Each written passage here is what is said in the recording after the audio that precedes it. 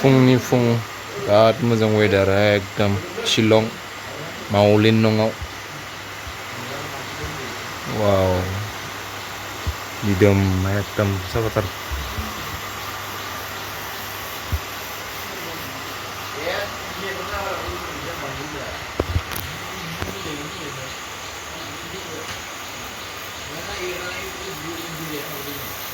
फिसा हाग्रा गोजा एकदम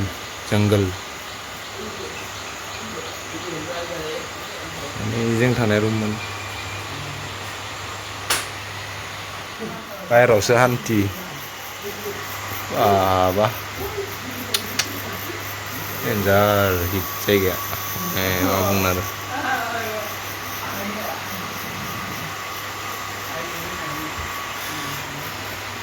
and here I am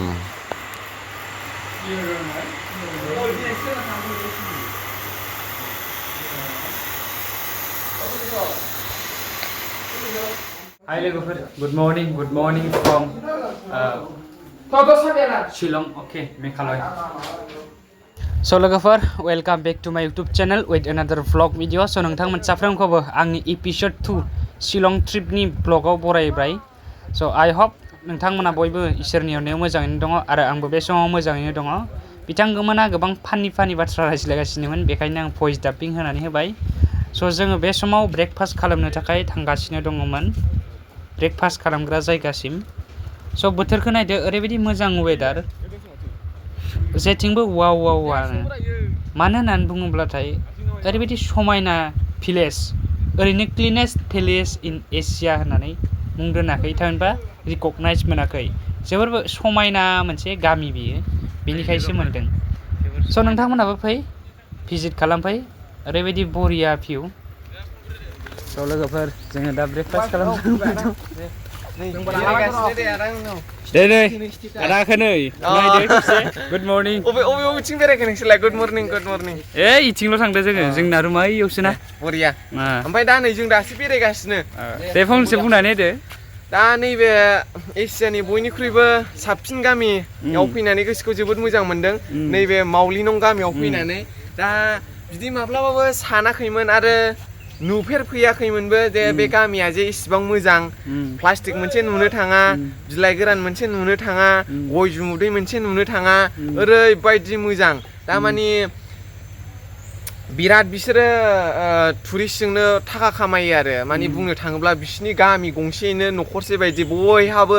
माबा मा होनोमोनलाय हम स्टे होनो हानायनि बयहाबो न' दंजोबो जायनाव थां माने मोनसे गाइड खालामग्रा दङ बे गाइड खालामग्रायानो डाइरेक्ट बेनाव थादोल' होननानै जों दा बिदि थाजोबनाय दा फैनानै गोसोखौ जोबोद मोजां मोनदों दा फंबायमोनहाबो फैनानै माबायदि मोनदों फंबाया फोरमायसिगोन आरो जोंबो मोजां मोनबाय गोसोखौ आरो स्पेसियेलि आदाखौ लोगो मोननानै जोबोद गोजोननाय मोनबाय आंबो नोंसोरखौ लोगो मोननानै जोबोद गोजोननाय मोनदों मानोना गोबावजोंसो दिनैसो खेबसे जालायबाय ब्रेकफास्ट खालामथ'वाखै खालामबाय नामा नोंसोर दे जों एसे बेरायनि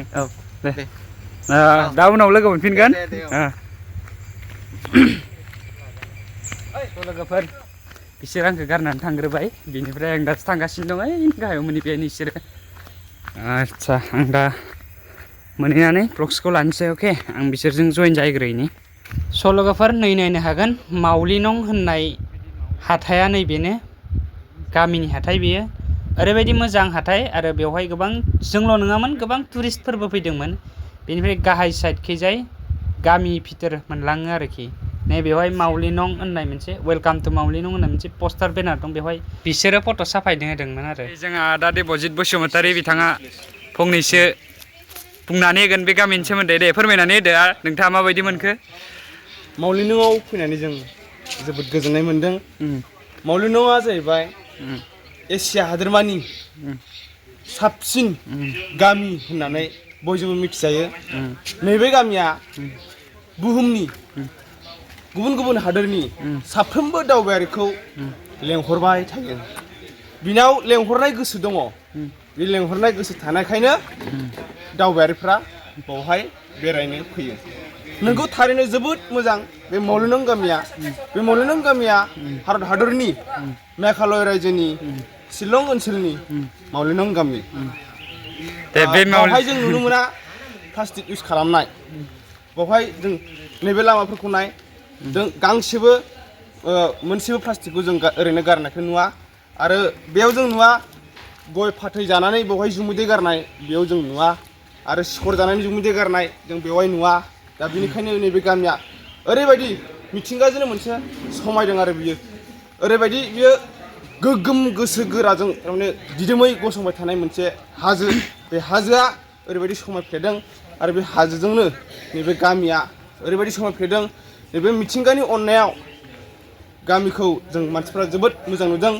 आरो बिनिखायनो जोंबो बड'लेण्डनिफ्राय जों गोबां दावबायारिफ्रा जों बेवहाय बेरायनो फैदों आंल' नङा गोबां साइड जिरायलाबायना दङ हावरिबो दङ हावरिबो थाबायबोदों हावरिबो जिरायना दङ नै बिथांमोनाबो बड'लेण्डनि आंबो बड'लेण्डनि जोंनि जायगायाव नोंगौ जोंनि जायगायाबो समायना बाट जोंनि जायगायाव ओरैबायदि थारमाने जोंनि लामायावनो सिरिनाय बिफांनि बिलाइखौनो सिबनो सोलाबा आरो बै लामा खाथिनि गोबोरखिफोरखौ बोरै गारगोन नङा होमबा गोबोरखिबो गारनो सोलाबबावा आरो प्लास्टिकफोरखौ जानानै गारलाबाय जानला मोनला दा औ प्लास्टिक जाया प्लास्टिकनि सिंनि मेथाइखौहाय जायो प्लास्टिकफोरखौ जानला मोनला गारो नै प्लास्टिकफोरखौ मालाय सिं जमा दोनो जोंसो दोनदों थेंक इउ दोननायनि थाखाय आरो बेनोदि बावहाय गय जाब्लाबो जुमुदै गारनाया मोनसे नियम दङ गुबुन दाबसे जायगायाव खनाफ्राव गारहैयो नाथाय जोंनिया जानला मोनला फ्रेट ओरैबायदि गारनानै थारमाने जोंनि जायगाखौ थासारिखौनो थारमाने गुबुंले खालामना होयो दा बेनिखायनो माखासे जायगाफ्रा बिदि समायना नङा आरो समायना जाथावगौ नाथाय समायना खालामनो रोङा मानसिफ्रा साननायफ्रानो एसे आलादा जुदा नाथाय नैबे ओनसोलनि सुबुंफोरनि साननायफ्रा जोबोद मोजां दा बेनिखायनो नैबे समावहाय आं बेखिनिखौनो फोरमायबाय गोजोन्थों गोजोननाय थाबाय बिथांनिसिम लोगोफोर जोङो फुंजानि ब्रेकफास्ट खालामखांनानै बेरायगासिनो दङ बे समाव एसे आवगाय नोंथांमोना नुनो मोन्दों आदा देबजित बसुमतारिया बे जायगानि सोमोन्दै बेरायफैनानै गोबां गुवारै बुंफोरथि बा फोरमायथि होनानै होबाय स' आइ हप नोंथांमोना बुजिबाय आरो बे जायगाया ओरैबायदि समायना साइड नुवाखै बिबार होरि गायजोबनानै दोनदों बेनिफ्राय नै माबायदि साफा खालामबाय थायो नाय लकेलफोरा नै नायनो हागोन नोंथांमोना माने बयबो गावनि आंगो हिसाबै साननानै लायो बे गामिखौ टु स्काइ भिउ नुगोन होननानै बुंदों नाथाय मिथिया स' लोगोफोर नोंथांमोनाबो शिलंआव बेरायफैयोब्लाथाय मावलिनं भिलेजाव फै लास्ट आरोना बे जायगाया स' जोबोर मोजां नाथाय बे समाव फैयोब्लाथाय बांसिन मोजां बांद्राय गोजांनायबो मोना जों नै गोजाङाखैनो दाबो जों अपेनलि बेरायबाय दङ गोजांनाय जायाखै आरोना बेनिखायनो नोंथांमोना बे समाव बेरायफैयोब्ला जोबोर मोजां मानोना जुन जुलाइ मासाव ओरैबायदि गरम जायोना जोंनि आसामाव बे समाव बेवहायबो एसेबां माने गोजांनाय जाया आरोखि ना बेनिफ्राय नै ओरैबायदि गाहायखा नै ओइनो बिथाङा नै आदा गोजोंसार बिथाङा मा होनो लाइभ होगासिनो दङ माबायाव फेसबुकआव लोगोफोर नायलांबाय थादो नोंथांमोना मा होनदो टु स्काइ भिउ पइन्टथ' लिरनाय दं नाथाय स्काइ भिउखौ नुगोना नुवा आरो बेसेबा गोजान ट्राइ खालामदों नाजादों नायनो थाखाय बैहाय मोनसे बैसांबो दं सं ना बैसाङा न' स्काइ भिउआ बेलेग जाथि नामा स' लोगोफोर नायनो हागोन बे जाबाय स्काइ भिउ बादामालिफोर दङ नै मानसिफोर गाखोदो नै गुबुनफोर थांनाय हराव अखा हादोंमोन लोगोफोर बेनिखायनो जों गाखोथ'लिया आरोखि ना बेक रिटार्न फैफिनबाय लोगोफोर बे जायगाया ओरैबायदि मोजां माने थाबाथाय थाबाय थानो लुगैयो आरोखि ना बेनिफ्राय आदा गोजोंसारा फंनैसो बुंनानै होबाय जाबाय माबा जायगाथ' जोबोर मोजां फैनानै बिराद मोजां मोनदो गामिनिफोरा मालाय साफा खालामनानै फैबाय थायो मैया अखा हानानै बार सोरजों माबा बारजों बिलाइ सोरजोबनाय बिफांनिया ओइ मालाय सिबबाय दं गामिनियानो जोंनिया इदि सिबगोन ना मोजां मोनदो नोंथांमोना फैबानो जाबाय फैसा नांगोन आरोलै एसे बेरायनो फैनो फैसा दे नायलांबाय थादों नोंथांमोना जोबजासिम लोगोफोर नै गामियानो ओरैबायदि समायना क्लिन एसियानि सबसे क्लिनेस्ट होननाय ओरैनो लिरनाय नङा नै साफा खालामबायानो दं गायो नोंथांमोना नायनो हागोन नै मोनसे जिरायग्रा न' दङ बेवहाय बेवहाय नोंथांमोना जिरायनानै फट' आरामसे लानो हागोन आरोखि ना ओरैहाय जिरायनानै ओरै जिरायनानै दान्दिसे सम ओरैबो थानो हागोन आरामसे रेस्ट लानो हागोन बिनिफ्राय मावलिनंनि जाय मार्केटआ बैखिनियाव जों बिनिफ्राय फैबाय नै ओजों थांबाथाय स्काइ भिउ ओजों थांबाथाय ओरै थांनानै जोंनिथिं मोनहैफिनसिगोन आरोना जों जेराव थादोंमोन स' बेनो लोगोफोर नायदो नोंथांमोना नायलांबाय थादो इन्जय खालामदो एसे भिडिअखौ नायनानै नोंथांमोना जायफ्रा फैफेराखै इन्जय खालामदो फैफेरनायफ्रा सोरबाफोर शिलंआव फैब्लाबो मावलिनं भिलेजाव फैयाखैबो जानो हागौ आरोना बांसिनानो एलिफेन्ट फल्सफोराव थाङो नायलांबाय थादो गोजानथारनाय भिलेजा एकदम बया गोजान जोङो दायो ओरै बेरायनानै जों थानाय रुमाव थांसै अके फाय ओइ बिदि फाय थांसै रुमथिं थांसै फाय रुमाव थांसै जोङो दायो लोगोफोर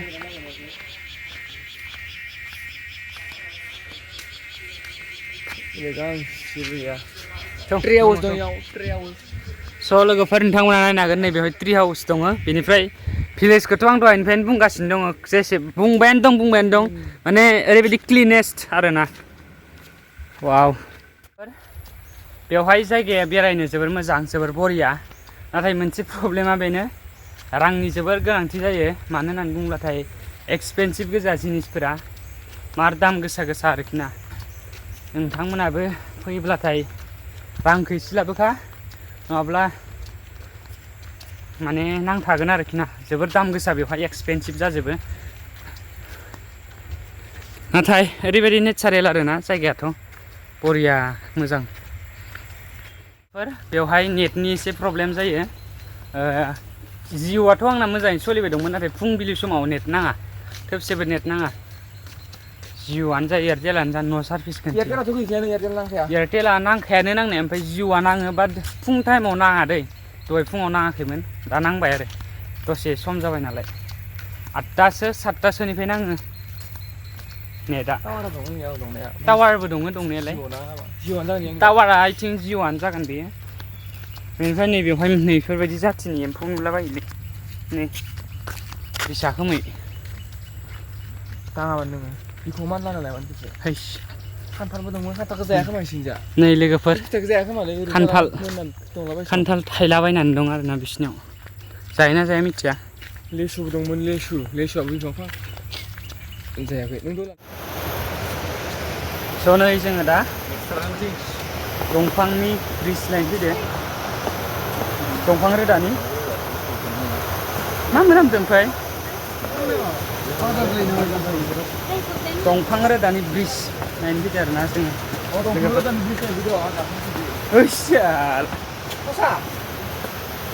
ससेयानो जाब्रबलायबाय स' लोगोफोर जोङो दा थांगासिनो दङ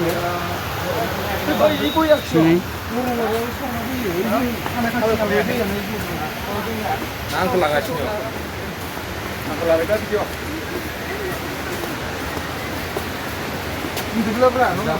नोंखौ नाहरदोब्रा लादो लागासिनो दं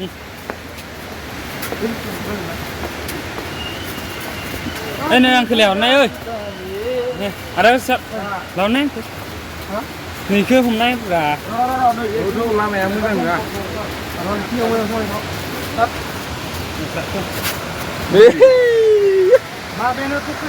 नै दखानि बाबु सोमलाव दिखौ माथो जायगाया गेदेर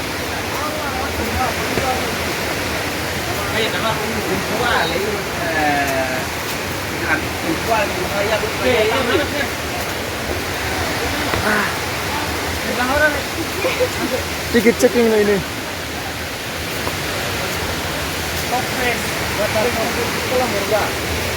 मोनबायानो दं मथा मथि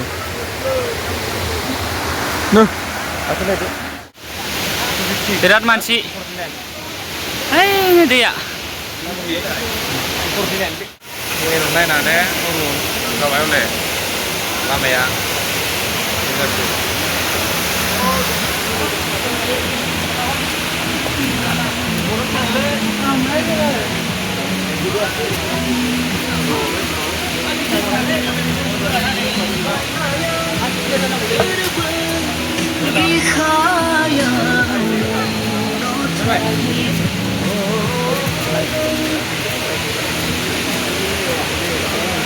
नै दंफां रोदाया फाख्रि बिफां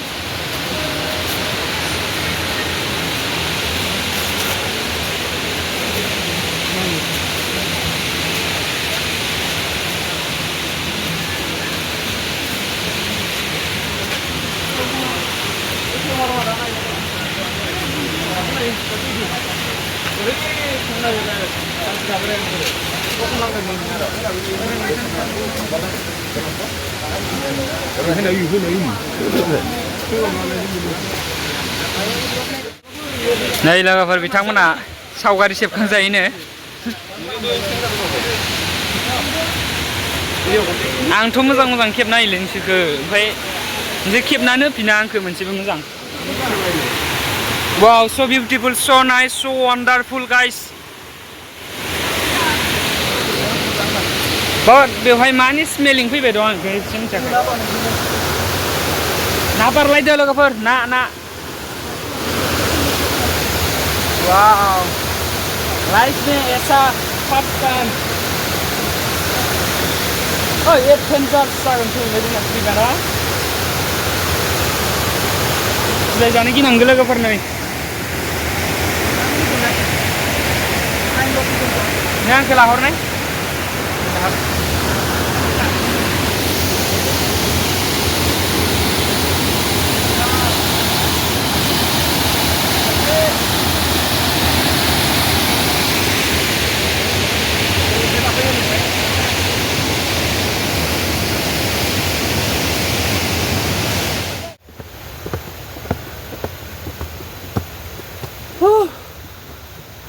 हाग्रा गोजौलै बेथे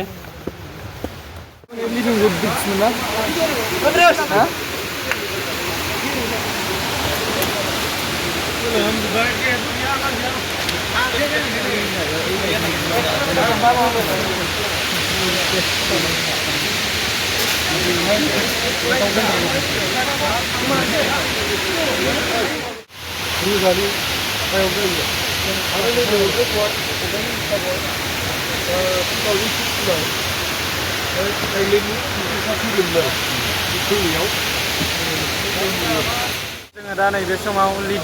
दा लिभिं रुट ब्रिजआव दंफैयो बेवहाय आदा डिप'जिट बसुमतारी बिथांखौ लोगो मोनबाय स' बिथाङा बे जायगानि सोमोन्दै बेरायफैनानै माबायदि मोनखो मा सोलोंनो मोनखो मा गोदान बाथ्रा मिथिखो फोरमायनानै होदो अननानै गिबियावनो साबायखर बावहरग्रोबाय आंथ' एसेबां मिथियामोन नाथाय नैबे साइनबर्डखौहाय फरायनानै एसे गोथौ गुवारखौ आं मिथिनो मोनबाय थेवबो आं जा बुजिदों बेखौहाय एसे आं फोरमायनो सानबाय आरो बर'नि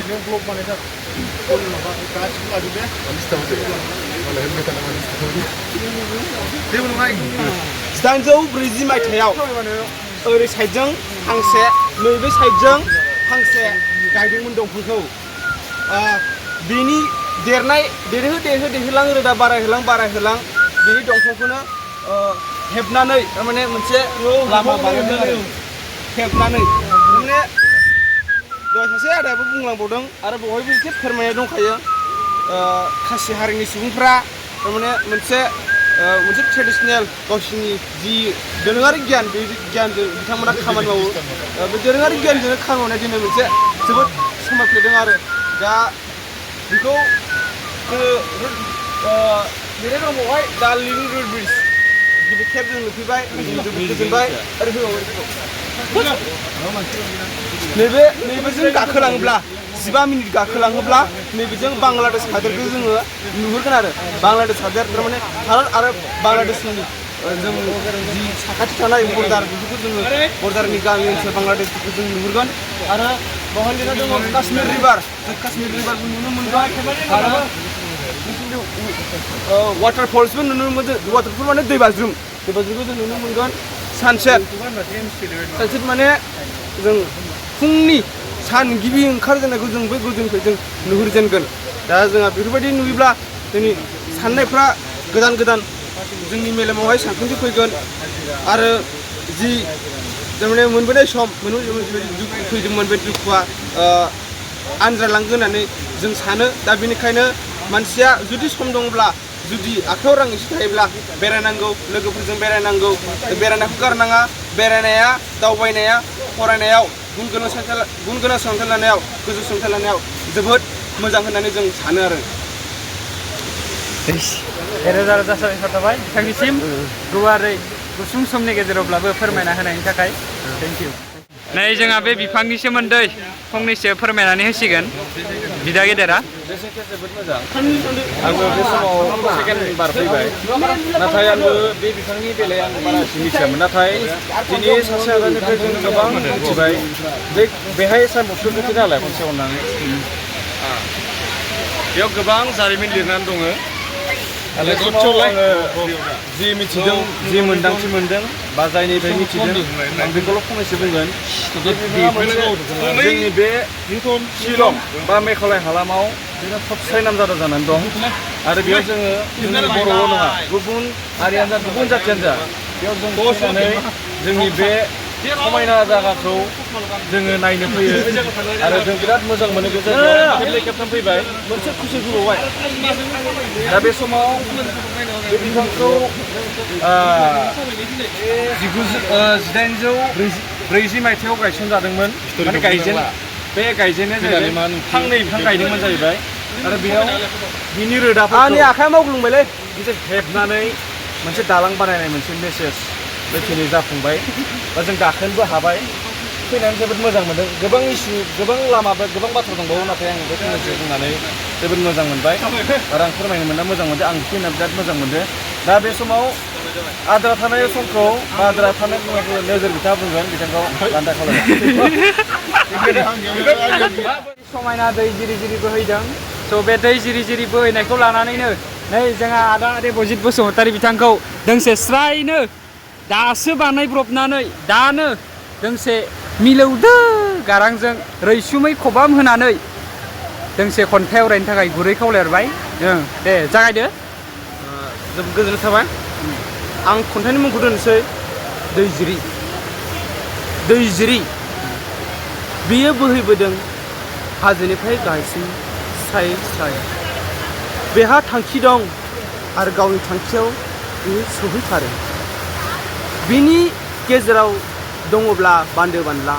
बेखौ बियो सेफायनोबो नाजागोन बियो बोहैलांदों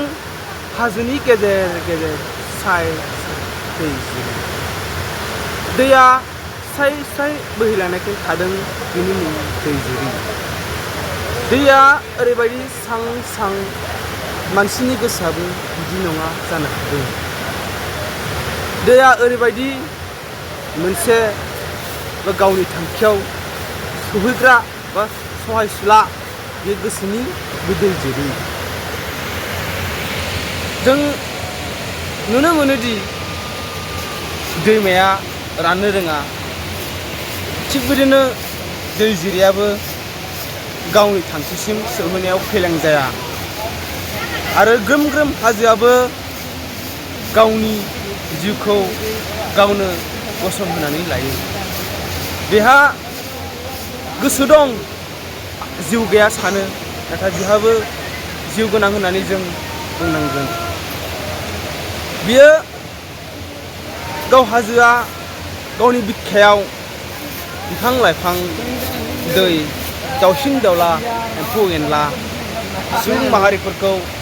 अरायबो फोथांनानै दोनो आरो बिनि गेजेरजोंनो बोहैलांदों गोजोननि दै जिरि जिरि दै जिरि एसेनोसै रोजा रोजा साबायखर थाबाय बिथांनिसिम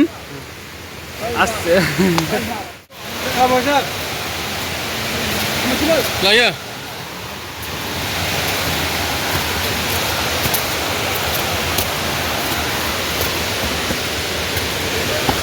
लोगोफोर जोङो दा रिटार्न थांफिनबाय बेनिफ्राय नेक्स्ट डेस्टिनेसन बा नेक्स्ट लकेसनाव थांनाय स' लोगोफोर जोङो मावलि नंनिफ्राय सेरापुन्जियाव थांगासिनो आरोना बे समाव थांनो थाखाय रेडि जाना ओंखारबोबायमोन बेनिफ्राय मा बुंनो आरो शिलंनि लामा नोंथांमोना मिथिखायो माने लामाया लेन्डस्लाइड जानानै ब्लक जानानै दङ दसे सम जाबाय जों बेवहाय थानाया बेनिफ्राय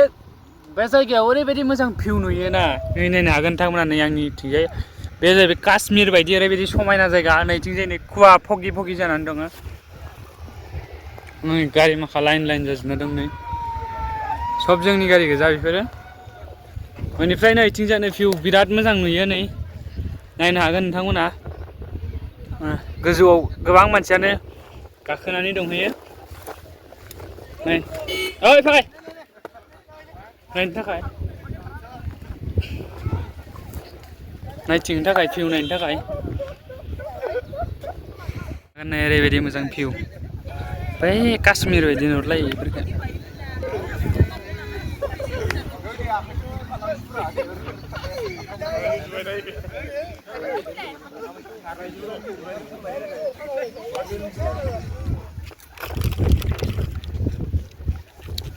Everyone, good morning from Sora. So जोङो मैया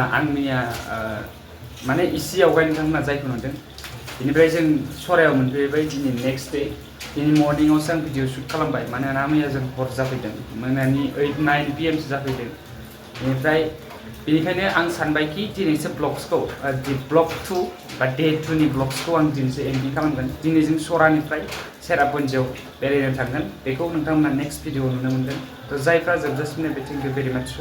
थेंक इउ सो माच फर वाचिं स' नेक्स्ट भिडिअआव नोंथांमोना मोजां भिउ नुगोन सेरापुन्जिनि नोंथांमोना भिउफोरखौ नायब्लानो जाबाय थ' बिनिफ्राय जोङो दा सरानि जे हमस्टेआव दंफैयो नै जोबोर मोजां हमस्टे नैथिंजाय नै आङो भिउ नायगासिनो दङ नै बेलकनिनिफ्राय मोनफा मोनफा रुमाव बेफोरबायदिनो बेलकनि फिसा फिसा बानायना दोननाय दंखायो ओरैबायदि समायना जायगा अखा हागासिनो नै आंदि बुंदोंमोन ना शिलंआव गोजाङाखै एसेबां होननानै नाथाय बे सराथिंजाय गोजांदों आरो सेरापुन्जिथिंजायबो गोजांदों आंनि आन्दाजाव बेनिफ्राय जोङो जेब्ला मावलिनं गामियाव दङमोन एसियानि सबसे समायनासिनथ' नङा जायखिजाया क्लिनेस्ट साखोन सिखोन माने ओरैबायदि समायना माने जेबो लेथ्रा गैया दाखोर दाला गैया स' बेफोरबायदि जायगायाव जों बेरायनानै फैबाय स' बे जायगायाव माने गरम आरोना एसे बेनिफ्राय बेवहाय एसेबां गोजाङा स' बेवहाय एसे गोजांदों आरोना थ' आइ हप नोंथांमोना ब्लग्सखौ नायनानै मोजां मोनबाय नेक्स्ट भिडिअ थाबैनो लोगो मोनगोन